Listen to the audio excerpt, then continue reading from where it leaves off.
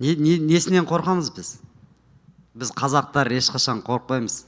Ассалаумағалейкум, құрметті көрермендер. Бекзат Алмахан UFC-де бірінші күнін жақсы өткізді. Бүгін ол турнирға арналған пресс-конференцияға қатысып, сұрақтарға жауап берді. Қызықты жерлерінен үзінділер тыңдап көрейік. UFC-ге қош келдің. Бұл керемет дебют сен үшін. Сразу топовый боецпен, мықты боецпен қойып жатыр. Қандай көңіл күйдесің? Көңіл күй өте жақсы. Баршаңызға көп рахмет, барлықтарыңызға. Көңіл күй өте керемет. Сенің UFC-ге подписать ету процесін қалай өтті? Мен UFC-ға маған SMS келді. Мен ойланбастан бір сразу согласиямды бердім. Себебі мен біздің арман осы UFC-да төбелесу болатын. Одан бөлек мен бұрыннан кімді береді, кез келгенмен шығуға дайын болған.